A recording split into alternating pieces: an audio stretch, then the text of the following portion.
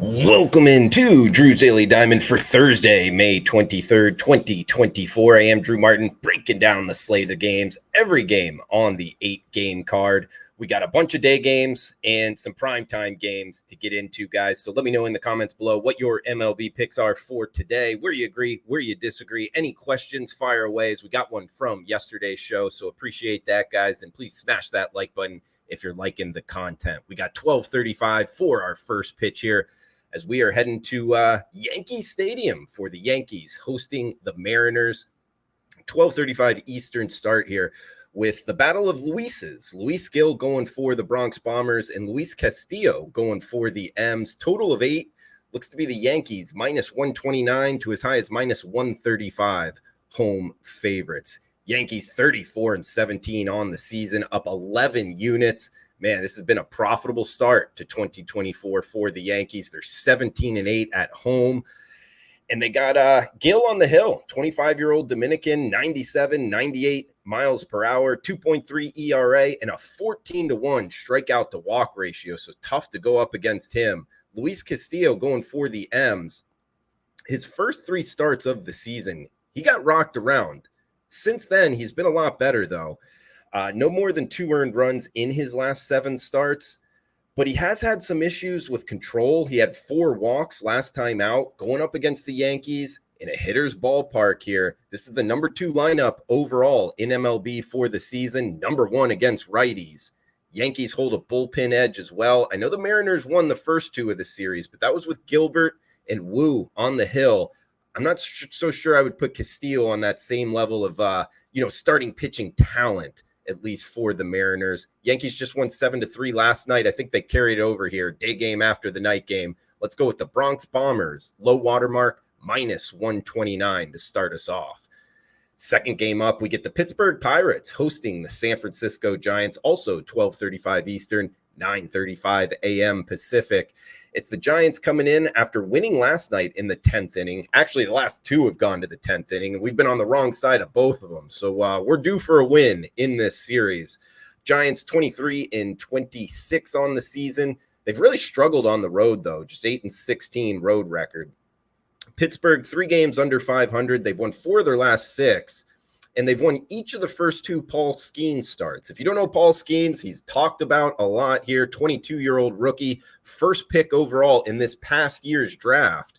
And he's out of LSU. He's got a lot of fanfare, Instagram, social media there with his girlfriend.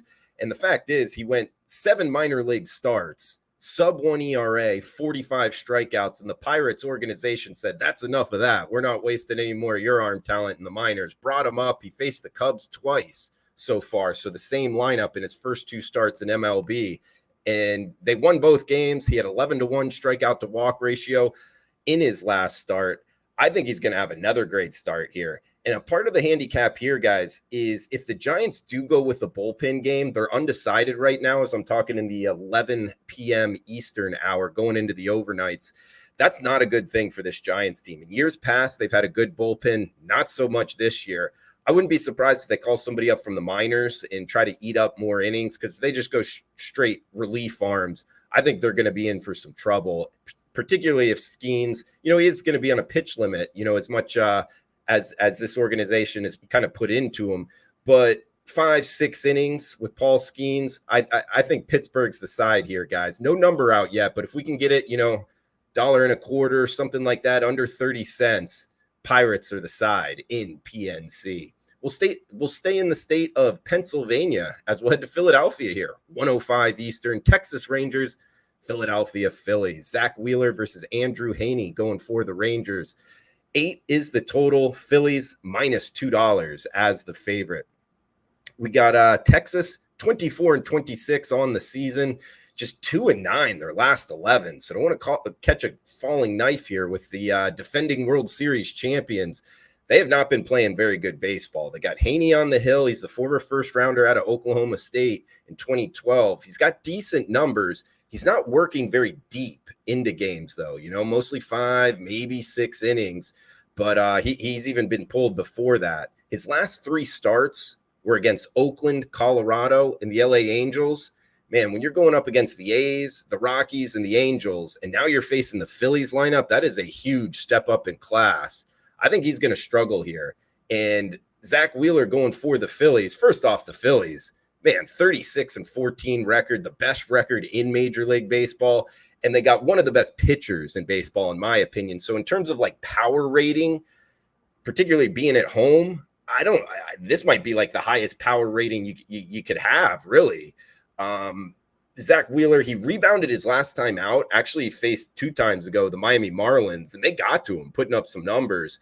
But last time out, 7+, 2 earned runs, just 3 hits given up against the Nationals. So I think we're all right here with Wheeler. It's just tough to lay the $2. The Phillies have hit lefties well, and actually they got a pretty sizable bullpen advantage here. So with the best team in baseball, you are what your record says you are. Got to find a way to look here on the Phillies. I don't like laying $2. If you've been watching the videos, you know that. So I would look here towards the Phillies on the -1 line, not the run line, which we'll get into shortly with the home team, but -1 on the Phillies. Also maybe Phillies team total towards the over. If you need something in Philadelphia, that's the way I would point you. We'll go to the Queen City up next, 1:10 Eastern start, San Diego Padres, Cincinnati Reds. It's Waldron, the knuckleballer, going for the Friars. Frankie Montes going for the Cincinnati Reds. Looks to be a pick'em price tag here, pretty much across the board as we're talking in the overnights. -105, risk 105 to win 100 on both sides. 9 in the hook being the total. Padres playing 500 baseball. And kind of a tough team to handicap in terms of how the team's going to perform. They got swept by the Rockies at home, and then they won 3 of 4 against the Braves. It is a team that has a really positive lefty-righty offensive metrics on their side in this game, meaning they smash righties. They've struggled a little bit against lefties. Well, they're getting a righty here in Frankie Montes, and he has over a 4 ERA, 5.5 whip on the season, and he's averaging just 4 or 5 innings a start. He has 8 starts on the season, only 25 strikeouts, so he's not missing very many bats.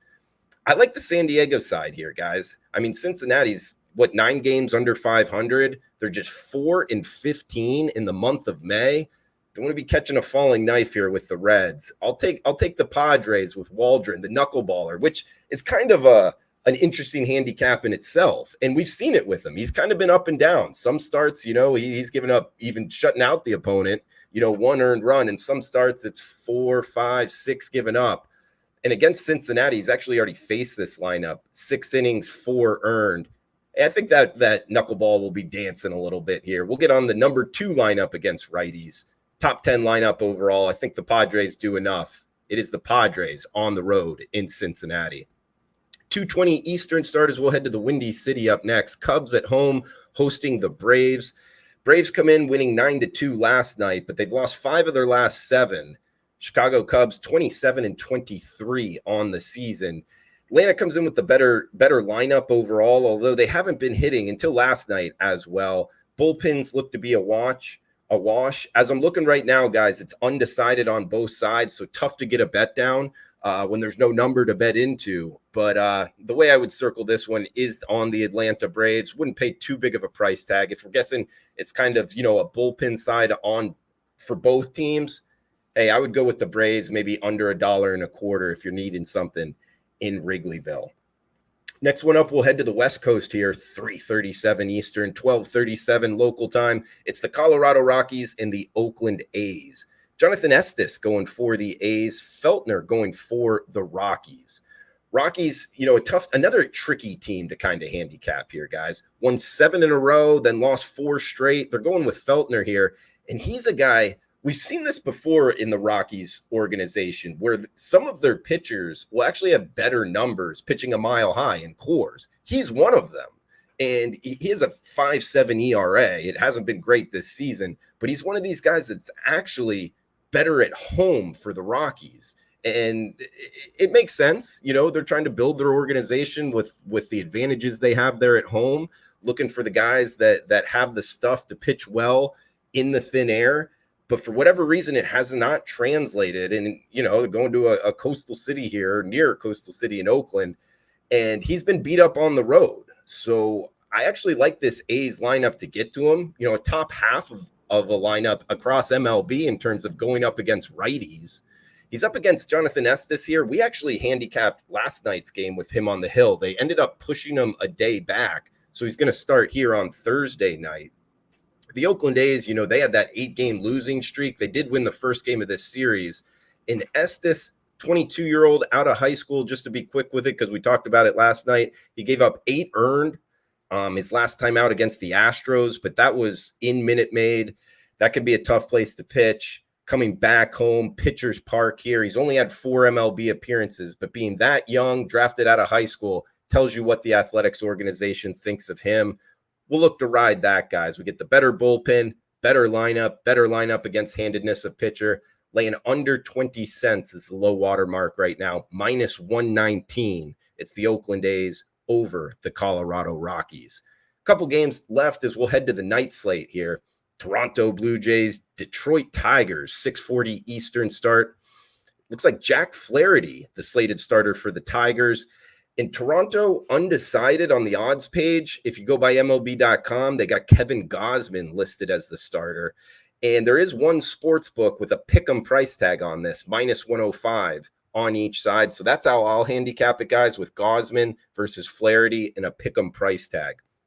Toronto, last place in the AL East, just 3-7 their last 10 road games. They have not played good baseball south of the Canada-U.S. border. Gausman, almost a 5 ERA. He's given up 18 hits his last 2 times out, only lasting 9 innings combined in those 2 starts. So he's not pitching very well. If it is Gausman, I would not bet on the Blue Jays. Flaherty going for the Tigers. He's just 1-3 his win-loss record, but he's got a 72-8 strikeout to walk ratio. That is impressive. Last 4 starts have been great. 3.7 ERA, 2.7 FIP. So he is missing bats. They won the last Flaherty start against the Diamondbacks. Now, Detroit not playing great baseball overall, but they've lost 4 straight games. Their lineup hitting the ball a little bit better, over the last 2 weeks or so. And bullpen looks to be a wash. I would actually list Flaherty here, guys. Pick 'em price tag if that's what we get in the morning. I like the home team here at the pick 'em price. Let's go on the Tigers in Comerica. We got one more game. Again, guys, if you're liking the content, please smash the like button. Any questions, fire away below as we're hitting all the games on the Thursday slate. And yeah, let me know where you're watching from, what your MLB picks are. And we did have a question on yesterday's show. Appreciate it, from Swindler 2011, asking what do you look for when betting the run line against the money line? Well, first off, thank you for the question, Swindler. And the profile that I look for, Swindler, is when the road team is a heavy favorite, over minus 150, and I don't want to pay that price tag, and that team scores a bunch of runs. So therefore, a little bit more of a chance to win by more than the 1.5. And a couple reasons why I don't like doing it with the home team. Well, there's really 3 of them. One is, right off the top, you have 3 less outs to do so, because if you lay the run line with the home team, and they're winning going into the bottom of the 9th, they're not going to bat. So if they're only up 1 run, you're going to lose your bet. That's one reason I don't like it. Another reason is because I've talked to multiple sportsbook guy on the other side of the counter, and they all say the same thing. It's one of the worst bets sports bettors can make. It's one of the bets that sports books make the most money off of because people lose on it, and that's the home team on the run line.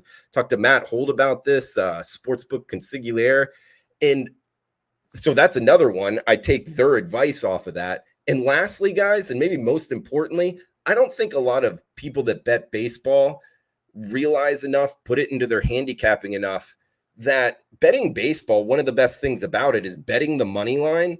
And first off, it's half off. You lose that at a lot of sports books with run lines. But really the main reason is your interests are 100% aligned with the team you're betting on. The decisions they're making, the way they're playing the game. It's not always like that. Like in the sport of football, if you're laying 10 points and the other team has the ball late in the 4th quarter and your team's playing prevent defense, they go down and score and still win the game. The team you're betting on wins the game, but the other team comes through the back door with a backdoor cover. Man, that hurts a lot. It really doesn't happen in baseball, except in this situation. You open yourself up for your team that you're betting on being the home team laying the run line up 4-2, something like that. And you'll hear it sometimes with the announcers calling the game, where a guy will get on first, he'll steal second, down 2 runs in the top of the ninth, and they'll say, oh, defensive indifference, like the catcher doesn't even throw it to second base. Well, if you've ever bet that, it's not a defensive indifference to you and your bet. That guy's now on second. All he needs is a single to score, yet the team still wins 4-3 in that scenario. So that situation, I hate being in that as a sports bettor. So for those 3 reasons, Swindler, that's why I don't like betting run line on the home team. I don't think enough people bring that into their handicap, but thank you for the question. We got last game up, and it leads us into a situation I will bet the run line on, and it's 7:40 Eastern, Baltimore Orioles, Chicago White Sox. Grayson Rodriguez and Mike Clevenger, the starters, 8 in the hook being the total, minus 225. That's the Orioles as the road favorite. Well, I don't want to bet 225 here. So, Swindler, this is one that I got circled. Bet the Baltimore Orioles on the run line. Better lineup against handedness of pitcher and the better bullpen. They get Grayson Rodriguez on the hill. Last time out, 6 innings, 1 hit, 0 earned against the Mariners. The time before that, 5 2/3, 0 earned runs versus the Yankees. So last 2 starts, he's blanked his opponent, going almost 12 innings. He's riding a hot hand. And the Chicago White Sox, worst record in baseball, 15-35. They're 4 games under 500 at home. Clevenger, a 5.5 ERA, 10-6 strikeout to walk ratio. He's only pitched in 3 starts so far this year, 11 innings, 15 hits. Man, they just lost 9-2 last night to the Blue Jays. I think it's something similar tonight. So let's go with the Orioles on the run line to end the Thursday card. Guys, that's going to do it for Drew's Daily Diamond. Appreciate everybody chiming in the comments below. Please smash that like button. And we'll be back for Friday's card early on the WagerTalk YouTube channel. So smash that like button. Thank you, guys. And cash those tickets. Thanks for tuning in.